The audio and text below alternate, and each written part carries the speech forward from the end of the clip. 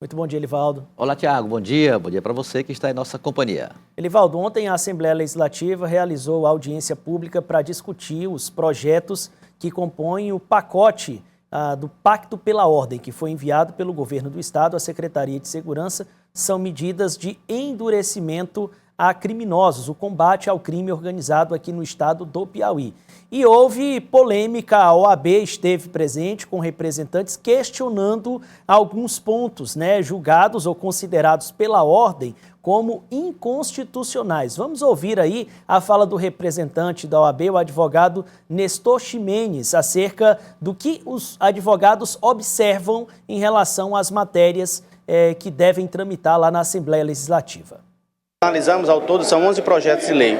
Então, dentre esses, nem todos são inconstitucionais, mas naquele que apresenta algum vício de constitucionalidade, a gente apresenta sugestões para que o texto possa ser melhorado e adaptado ao texto da Constituição. Com relação, por exemplo, à possibilidade de apreensão de veículos automotores com relação a motos, por exemplo, já há lei prevendo a isenção de IPVA para as motocicletas de até 170 cilindradas e, por exemplo, não poderia haver realmente apreensão em razão de débitos de natureza tributária, porque são isentos.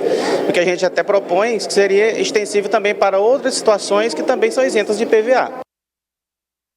E aí houve resposta por parte do secretário da Segurança Pública, Chico Lucas, em relação ao que foi pontuado e levantado pela Ordem dos Advogados.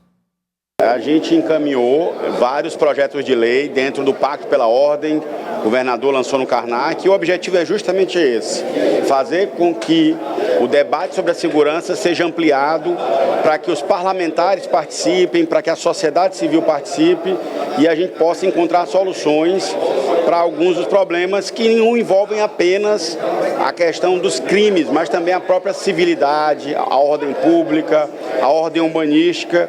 A gente percebe que alguns municípios e alguns gestores se omitem, então é importante que a gente estabeleça esse debate para colocar a ordem como tema prioritário na agenda do Piauí. Nós vamos explicar o nosso ponto de vista e cabe aos deputados aprovarem ou não, Lógico que se tiver algum ponto e for considerado pelo parlamento, que é a Casa do Povo, representante do povo, e tem a Comissão de Constituição e Justiça, se eles considerarem inconstitucionais ou constitucionais, cabe a nós acatar o entendimento dos representantes do povo. Caso as leis sejam aprovadas, a OAB tem legitimidade para entrar com as ações diretas de inconstitucionalidade. Agora a gente faz um levantamento aqui, um questionamento à ordem, Às vezes ela só aponta os erros, a gente tem que apontar as soluções. Nós estamos apontando um caminho. Se esse caminho é inconstitucional, qual é o caminho? Agora o que não dá para continuar é a impunidade que existe hoje. Várias vezes vocês relatam pessoas que descumprem medidas cautelares e continuam soltas. Isso e eu falo como ex-representante da classe dos advogados, para todos, inclusive para a classe dos advogados, um escárnio. Ex-presidente da Ordem dos Advogados do Piauí, Chico Lucas, declarações fortes, Elivaldo? Eis o ponto, Tiago, que mereceu debate nessa audiência pública. A Assembleia Legislativa é a casa que vai, de fato, aprovar ou não, ou reformar o Pacto pela Ordem proposto pelo governo do Estado. Agora, há um desencontro entre o que a OAB Piauí pensa sobre a matéria, manifestada pelo advogado Ximenes, representante da OAB, como também Nestor Ximenes, como também a manifestação do secretário de Segurança, que já foi presidente da OAB Piauí. Agora, o Pacto pela Ordem não é decreto, é um debate. Exatamente esse debate começou para valer na Assembleia e principalmente envolvendo setores importantes da sociedade piauiense. À tarde, Tiago, o governador Rafael Fonteles, durante uma solenidade que participou, foi indagado sobre esse início de polêmica em torno da essência do Pacto pela Segurança, pela Ordem no estado do Piauí. E foi bem claro, olha, por se tratar de uma proposta, é natural que as mudanças eventualmente discutidas possam acontecer no trâmite da matéria. Então, o governador admitiu rever pontos da proposta de Pacto pela Ordem que já começa a tramitar nesse calor do debate na Assembleia Legislativa. E no âmbito nacional, o governo encaminhou a PEC da segurança ao Congresso Nacional, Elivaldo, propondo ainda outras mudanças de endurecimento ao crime organizado. Veja como a quarta-feira foi importante aqui para o Piauí nessa área da segurança.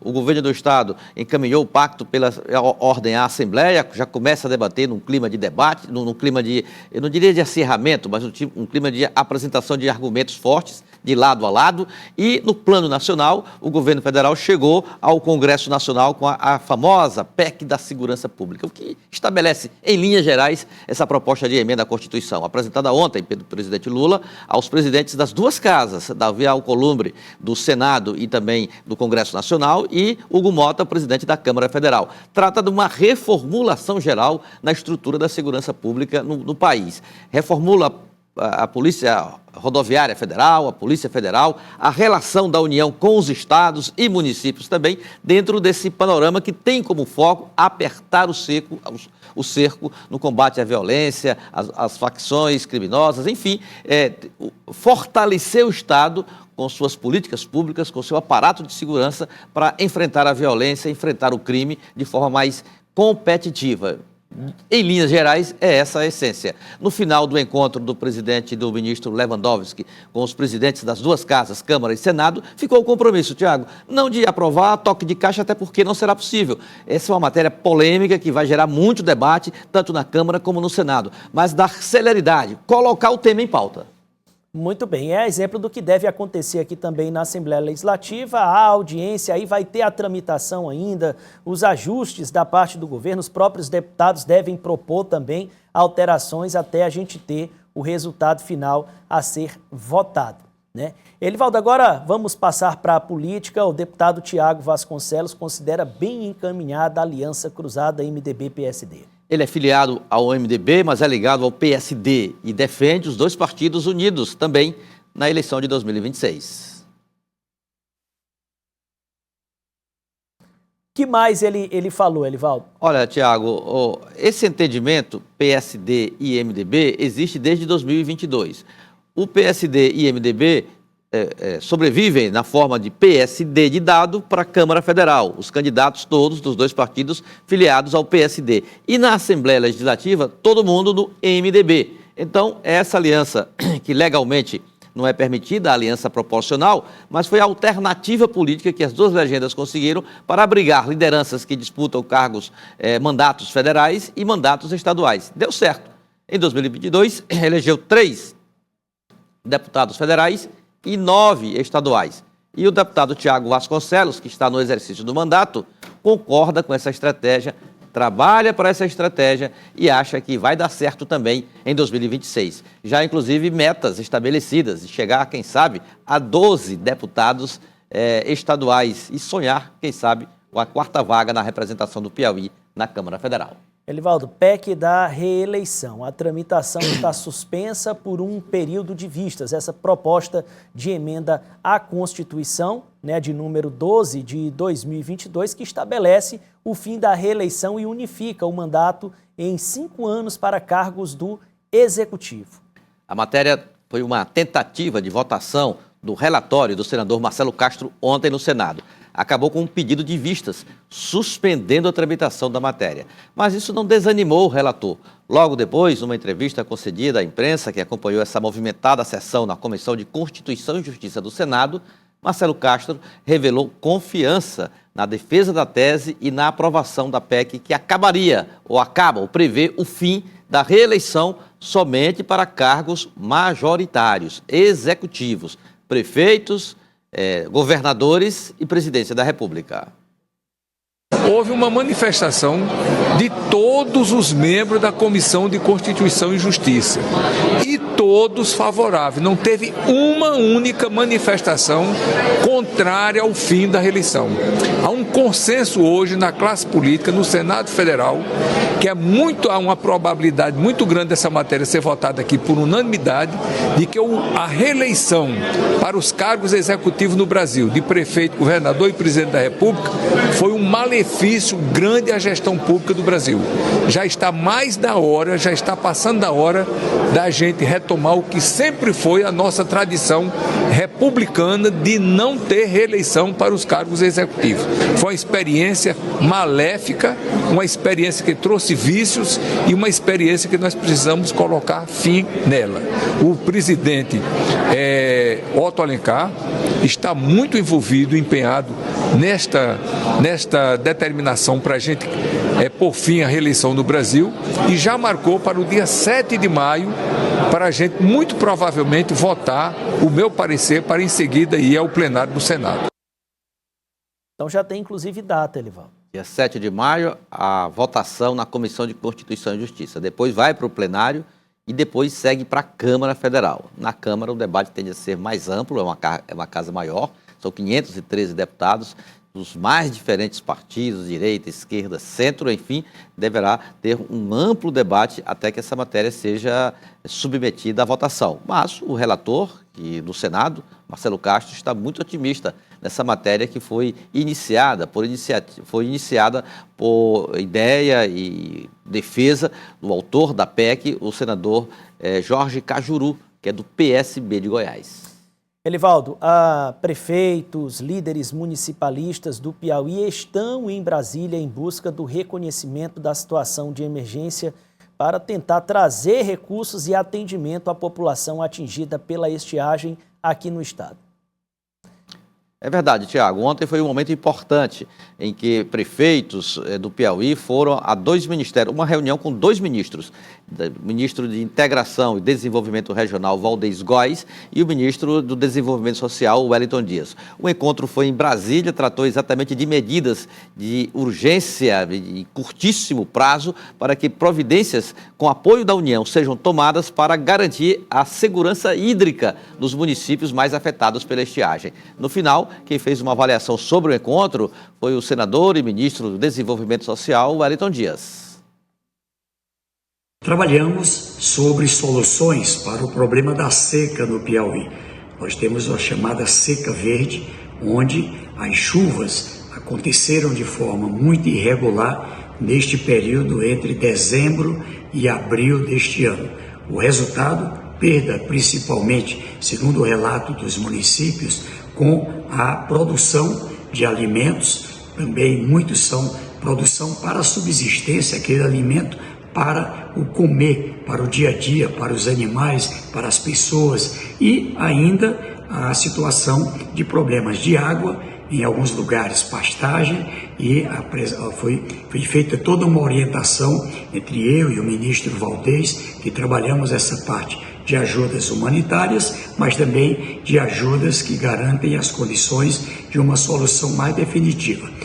Cada prefeitura agora, são 129, com decreto de emergência, deve apresentar ali o seu plano de trabalho e, com base nisso, parte vamos atender pelo Ministério do Desenvolvimento Social, outra parte pela Secretaria Nacional da Defesa Civil, Ministério da Integração, e onde for necessário, outras áreas também vão atuar.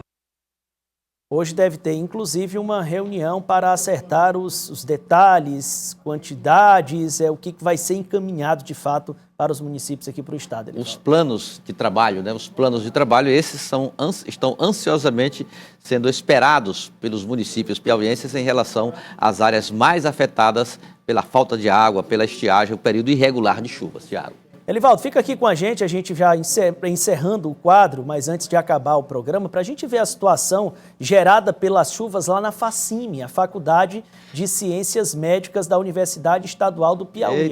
O volume de água causou isso aí, ó.